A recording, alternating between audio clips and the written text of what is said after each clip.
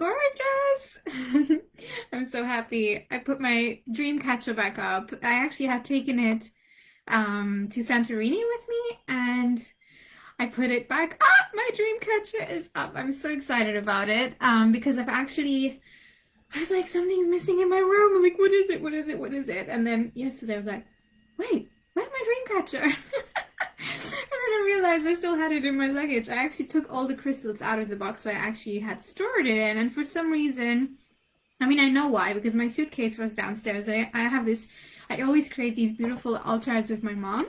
And so I took all the, all the stones and all the crystals out of my suitcase and out of that box. And I put the box back in and I said, okay, I'm going to, take the suitcase up and, take the dream catch out at another point this week. And then I somehow got busy and I was doing things and then yesterday I was like, something, like already the day before yesterday, like, something's missing. And then I figured out it's my dream catcher. It's not there, So I put it back up and, it's all got this, I can really feel it still has like that Santorini magic on it. And I don't know if I ever told you this story about, so I have, this was like one of these investments when I was on my world trip and I was running out of money, and I was like learning about how investments really need to go in line with our desire rather than buying things out of need. And so this one here was really one of those where I saw it and I fell in love with it, and I was like, oh my gosh, like I can't think my life without this piece of magic. It's actually completely handmade. It's like I can't remember what the metal is, but I think it's kind of like a brass metal or something.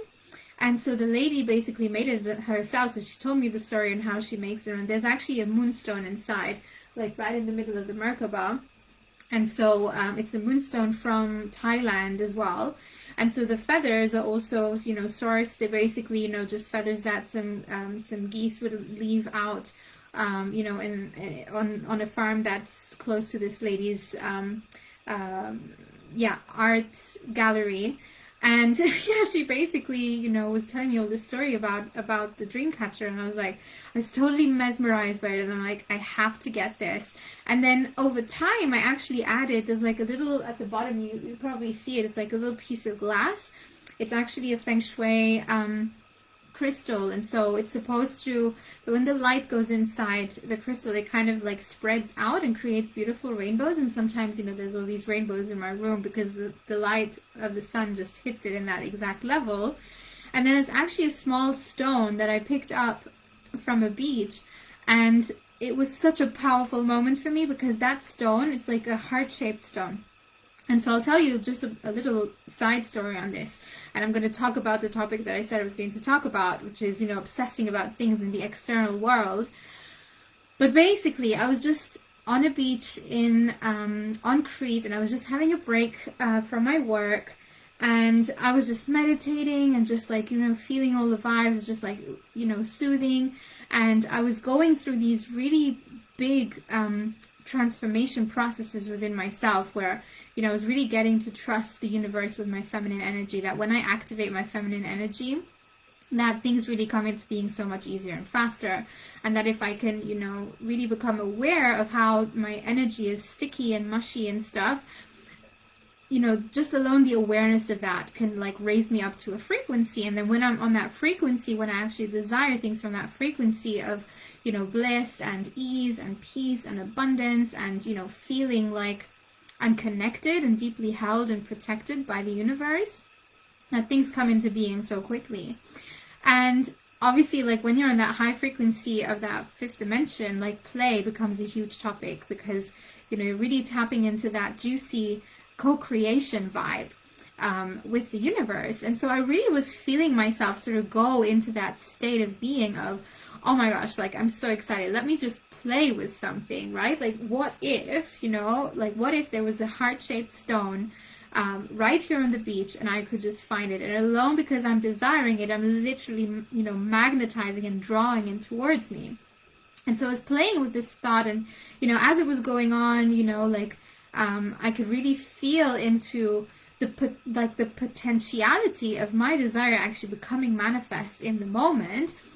And there was this really interesting vibe where, you know, when you're desiring something and you really want it, if you trust, you fully and deeply trust that you can have it, what actually occurs is that, you know, you also have to let go at the same time. You have to surrender, you have to trust. So when you're in deep trust and surrender, you can actually let go of even the desire, because you can even let go of the desire of it happening right here, right now, because you trust that divine time is going to bring it to you. But then there was this cute little nudge that I was feeling, like, what if I just played that, you know, what if it could actually happen right now? Like, and I was really in that playful vibe, right? I'm like, gosh, and then I was like really feeling my energy going, okay, there's a possibility, I'm feeling it, okay, I'm steeping back in desire and trust, and oh my gosh, what if? And really like knowing that the more I build my excitement, that things really become like, I am the magnet, I am the magnetic goddess, like drawing all the things to me. And you know, it's like I can even allow for time and space to collapse so that that heart-shaped stone would just manifest right there on the beach. And I also knew that at the same time, I would have to have the capacity to hold the frequency of completely letting go and surrendering, right? So it was just this, you know, this hopping, this vibrational hopping of, you know, really tuning into the potential and then letting go of it at the same time. And I'm actually feeling the excitement of, you know, tuning into that potential. And so as I was going, I could feel my energy sort of like, you know, like going back and forth and building, and, you know, and really I could feel the expansion, you know, of that playfulness sort of, you know, like bubbling. And I'm like, oh my gosh, this is so exciting, because if I can, you know, imagine this and I can feel it and I can, you know, I'm feeling into the desire and I can draw it in, like all I have to do is to just stay in that playful vibe, like what if, and just getting so excited about it. And then the certainty and the connection that if I get excited, that's the only thing that I really need to manifest. And oh my gosh, like I swear it was absolutely unreal. And I said, okay, what's my inspired action? Well, my inspired action is to just, you know, keep an eye out for when this stone is actually going to appear, because it's going to appear. It's going to appear now, and a little bit later it's actually going to happen, right? And so the more I was getting myself into that playful vibe, the more I was feeling the excitement and the magnetism of this, right? Like really the, oh my gosh, what if it happened right now? And ooh, like getting all this party vibes on, right? And so I'm looking around, I'm like, well, actually, you know, if the stone is here, it's actually going to pop up. I don't even need to go into the frenzy of like having to look for it. And I was just scanning the beach, and I'm like, okay, I can't actually see it. I'm like, well, if I have a desire, then it has to be here, and I don't need to push myself to, you know, to see it. And, you know, I was just like, you know, completely surrendering, going into a different thought pattern, allowing myself to play with something else, you know. And then I kind of like look over and I see this white rock, and I'm like, this doesn't even look like a heart, but I just feel like I want to pick this up. And I pick the stone up, and I swear to you, it was a heart-shaped stone. Oh yeah, and the thing that I was also doing was like, what if that stone actually was drilled already so that I could put it in my dream catcher, because my dream catcher is like my manifestation portal, right? Like when I'm just like in my dreams, I go to sleep and I know that things are occurring in my sleep, and that, you know, I get all the codes and all the downloads. And I turned the stone around, and not only was it a heart-shaped stone, but it was also, it had a hole. So it was like literally drilled right down the middle. I was like, what just happened?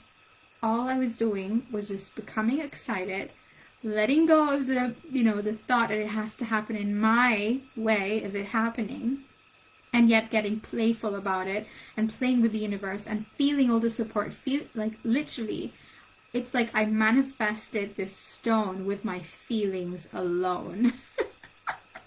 It was unbelievable.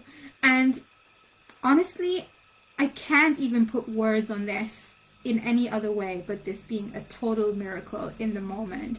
And literally from the very first moment I had the thought of this heart-shaped stone until I actually found it, it was maybe like a 10-minute, 15-minute mark. That's literally that literally is what it is, right? And so it was just unreal, and that's my dream catcher. So I put it, like, I actually attached it on the dream catcher. You can't really see it because it's white. It's sort of like a white rock, but it's so beautiful. I will post a picture of it, because I think I even posted a picture of it, but I never explained the story with it, because I just sometimes just post stuff and, you know, it's just whatever comes out. But there was just this magic around that moment, and it's like when this happened, I knew for sure that was, you know, it was actually propelled by my desire. It was propelled by the capacity that I have to draw things into my field. It was propelled by all the education that I've, you know, invested in. It literally was like a culmination of magic occurring with my design. Like, I design the desire, I feel into the desire, and I draw it and pull it in just because I can, because I'm a magnetic goddess, and, you know, this is just the way I vibe. And so it was just like that moment of pristine symbolism that I am so much more powerful than I know. I'm even more powerful than I think I could ever be. And it was amazing, because I knew that if I can pull in a stone like that out of the blue, I can pull anything to me. And so it was such a huge lesson, you know. It was like a culmination, you know, of all the things that I knew to be true into the physical manifestation, and literally all squashed into 10 or 15 minutes of my life. Like, it was one of the most, you know, transformational 10 minutes or 15 minutes of my life. I literally can say that, because it's like the accumulation of all the things, you know. It's like it was a compound effect of all the things that I, you know, was kind of thinking maybe it works, maybe it doesn't.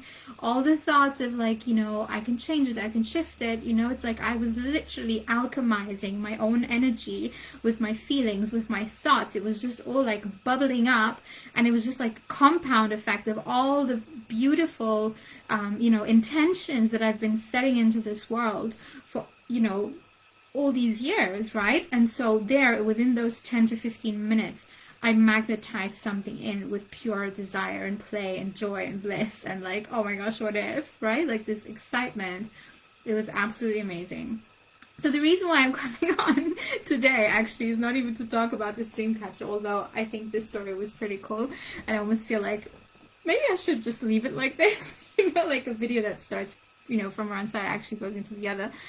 But actually, one of the things that I want to talk about, and it goes with this. It actually goes with this. So, okay.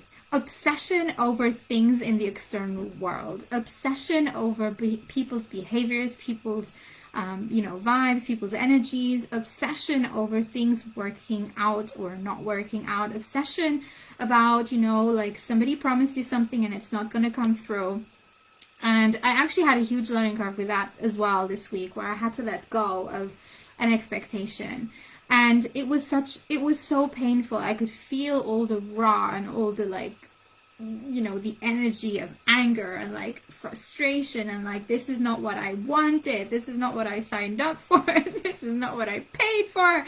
You know, like, feeling all the vibes. And I'm like, okay, what is this actually about? And sometimes we can really set ourselves on this frenzy of, like, going into complete overload and obsession, like this mental obsession that actually feeds down into our nervous system about other people's you know, behaviors, about, you know, a client, are they going to sign up, are they not going to sign up, and you're like starting to micromanage, like, every single step they're doing, right? Like, you know, you're trying to monitor every single thing they're saying, everything, you know. It's like you're looking for clues, and it's like, really, what is triggering this is your, you know, it's your reptilian brain, yeah, basically going into survival mechanism patterns. And this usually stems from our childhood, because, you know, maybe we had parents who were not very strong communicators, so we had to, like, figure out before they said something that they were going to say something, so that we could be spared of punishment, or we could be spared of scorning or scolding or whatever, right? Like, or even be spared of, like, the silent treatment. It's like we were constantly on this edge of like trying to please our parents or trying to please our role models and make sure that we, you know, we hold ourselves in the right energy so that they can love us a little bit more. So it really stems from, you know, the people pleasing that, you know, we actually program into ourselves from very young. And so what this creates in a woman's life really is this sense that, you know, she becomes highly attuned, highly intelligent, highly educated. You know, she's doing all the work on herself and she's measuring her external world, you know, in order to understand how much more she has to, like, you know, like adjust her posture or like do this or like, let me just, you know, let me just move this way. Let me just position myself this way. Let me do this so that, right? And the minute we do that, the minute we try to adapt our poise or adjust, you know, our stance so that people will either see us or they will understand us or they will buy from us or they will like us or they will love us or they will commit to something that they said they would do, you know, so that they will promise something, so that they actually behave in a specific way so that we can feel, you know, the deep sense of, okay, it's fine, I'm loved. Okay, it's fine, I'm liked. Okay, it's fine, I can make that money this week. Okay, it's fine, you know, we're gonna go on this date. Whew, thank God this is going to, like, this is really what we're seeking, is this relief energy. And so very often when we are really seeking the relief energy, we're putting it on the external world. We're hoping that the other person is going to behave in a certain way, specific way, so that we feel safe again, right? And so I want you to just look back into maybe a moment this week where this has happened to you. And I want you to look into, is this a pattern? Is this something that happens like on a regular basis, right? Are you waiting for, I don't know, like a job to say yes to you, or for a client to jump on, or for somebody who said they were going to do something, like your father said to you that, you know, he's going to help you out with your garden, and you know, you're like on stance and you're like waiting, you know, to see, are they going to move? Are they going to move this way? Are they going to do this? Are they going to do that? What if they don't do it? What if, and like you get into this mental chatter? This is very often stemming from you've actually placed your own energy outside of yourself, and basically because you've placed that energy outside of yourself in order to scan the room, in order to feel safe, right? So that you can avoid that you're going to be disappointed, or you can avoid that you're going to be, you know, thrown into frustration or anger or, you know, like even blame, right? Or guilt, right? Like it's like this walking on eggshells, like tiptoeing around the room, like you get the vibe? So this really is, it's coming from that, okay, it's my survival mechanism that is kicked in, and the survival mechanism is always going to, you know, lit up, like work as a light, like it's going to light up your survival mechanism in such a way that you can actually scan the room to make sure that you can bring yourself back into safety in case there's a danger zone, right? And what this creates is like one of the biggest manifestation clogs, truly, right? Because when you're waiting for a moment in the future, or when you're waiting for somebody's behavior to you know, bring something to you so that you can feel safe or supported or loved or like accepted or relieved or at peace again, it basically creates this strain in your energy, and this strain actually takes you completely off your divine purpose, right? It takes you off, and very often it's also coming in as a distraction from your divine life purpose, because this is the way that you were programmed, and you even programmed yourself, right? Taking care of everybody else before you take care of yourself, worrying about everybody else before you worry about your stuff, like literally pouring your energy out on a continuous basis is going to clog your manifestation energy. Why? Because when you're actually pouring your energy into another person, into the future, into the external world, right? What you're going to do is you're going to start obsessing mentally about this thing, right? And the minute you're, you know, becoming like obsessed about this external thing, what is occurring is your energy, like your life force energy, is actually leaking. You're creating a gap between the now and the future. right? And you're also creating a gap between where you are right now, where actually you are safe, you're on point, you're whole and perfect and beautiful, and you're like obsessing mentally over what is it that I have to do in order to, right? And so when we monitor the external world and we make the external world mean things about us that actually most of the time don't mean anything about us, we're truly like, it's like we're going, whoa, take this energy of mine, I can't, and it's like when we're doing that, we're latching onto all these people, onto all these circumstances, onto all these what if then possibilities, that we're scattering our energy so much that it's difficult for our own empowered energy to actually like hold you, right? Because you're basically stretching yourself into all the corners of the room. And so it becomes very difficult to feel your own intuition, to really, get the gut feelings of, is this the right way to, is this where I want to go? Is this what I need to do right here, right now? Is this the best use of my time?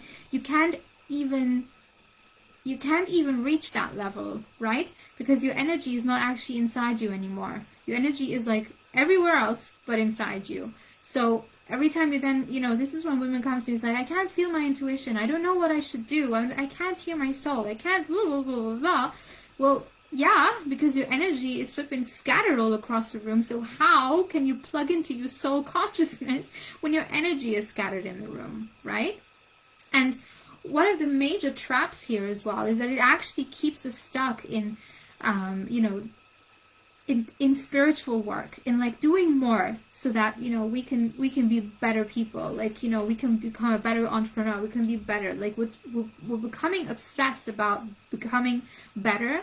We're in this obsession of growth, of I have to fix all of these things. And this also, the scattering of your energy also occurs when you have the comparison paralysis, because you're looking at how everybody else is acting in the room before you dare to act. And so 3 things that I want to give you here is to just notice that your energy is scattered, right? That you're putting all your energy at stake, literally. And just noticing and witnessing how your energy is actually scattered, that it's not here anymore, it's like somewhere outside of you, right? And so I want you to call that energy back, and I want you to cut these cords. And it's not like cutting cords as in, I want to get rid of the spiritual thing. It's like, no, you're cutting the cord, you're just pulling your energy back. You're, doing the forgiveness work that you have to do with yourself, with a person. If it feels like, you had some kind of contract with this person, most likely you don't even have a contract. And I want you to draw that energy back inside your body now, and to really feel what it feels like to have this energy come back to you. Right? Like all the things that you put at stake, all the comparison syndromes, things that you build, all the future reference points, all the what if they do and they don't, right? I want you to draw it back in and to feel how this is actually supercharging your energy field, right? And then I want you to, almost like imagine this ball of fire, and I want you to plug this ball of fire with a big fat red root right into the center of the earth. And I want you to open up, and I know you can do this quite quickly because most of you in here are very, intuitive already, so you've probably done this.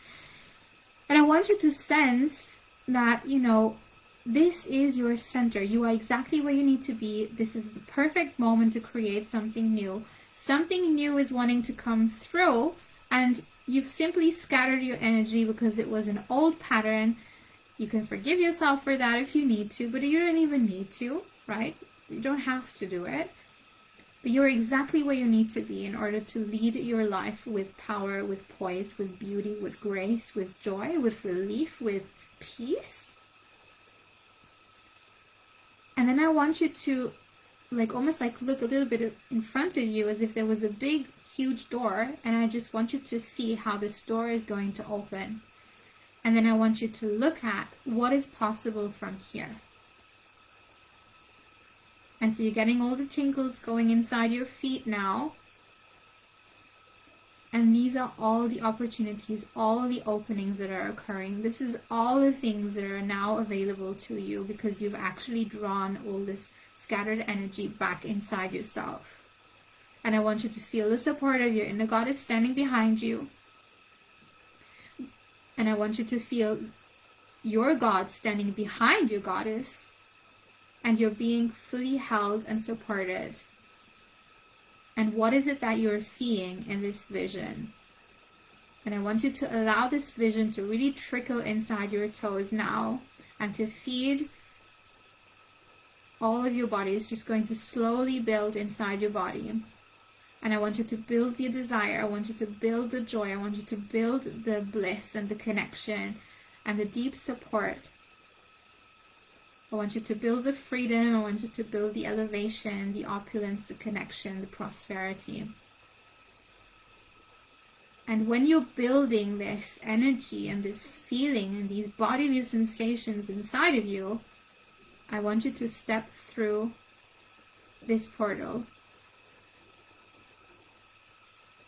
feeling all the connection, and then go into your vision. And what does that feel like to be full and complete and whole, and you're standing at the bottom of all these possibilities? And so in this place, you can let go of all the things that were worrying you, all the guilt, all the shame, all the things, and really like hone in your energy. And I want you to move through this vision, into this vision, and to declare to yourself that you are on track, you are on path. There's nothing that can take you back from this. And all you have to do truly is to just keep your energy aligned with this vision. That's it. So all the drama, all the things that will come up, it's just like going to go right past you. Right? All the conversations that you're going to have. And maybe there's a conversation that you need to have with a person in the next week. Right? To really establish your new standard. Establish your new standard of healthy connection and communication. Because you're worthy. This is your life's mission. It's actually unfolding. You're exactly where you need to be. And now you set a new standard. And that new standard is in full and complete alignment with your goddess standing behind you, with your God standing behind both of you. And it's in alignment with this vision that you're walking into. It's all aligned. And I want you to take a deep breath in. And know that this new code is now downloaded and programmed. And you can just go about your day. There's nothing you need to do apart from just noticing whenever your energy is going. And I want you to just like a like an octopus, just pull your tentacles back, right? Like a beautiful jellyfish, just like, drawing your legs back underneath you. And you can just float and just, be free in this moment. Right, so how did that feel? Let me know in the comments, how this landed for you. I'd be so excited to see, what came through. Like, what is it that you've seen? Who is the person that you're having to have this conversation with? What is the new standard that you were feeling into here? How does it feel to become a master of your own energy and know that you are the one setting the tone for the life to unfold beyond your wildest dreams, truly? Because your own energetic mastery is where it's at. Your energetic mastery is what sets the tone in the universe, and the universe basically goes, aligning with your connection. That's all the universe is ever doing, right? Aligning with your desires, aligning with your feelings. Just like there was a miraculous occurrence that happened when I manifested this heart-shaped stone on the beach. This is it, right? It's in your energy field. It's inside this energy blueprint. It's you deciding and becoming a master, becoming a leader of your own energy. Right? This is where everything starts. You're on the threshold of a new life, of a new vision. It's just occurring and the portal is open. All you get to do is to steep yourself in that sensation, steep yourself in that feeling, steep yourself in that desire, and walk through the gate. That's all you have to do. Sending you so much love wherever you are. This was such a fun call, and I'm excited to read your comments when they pop up. See you soon.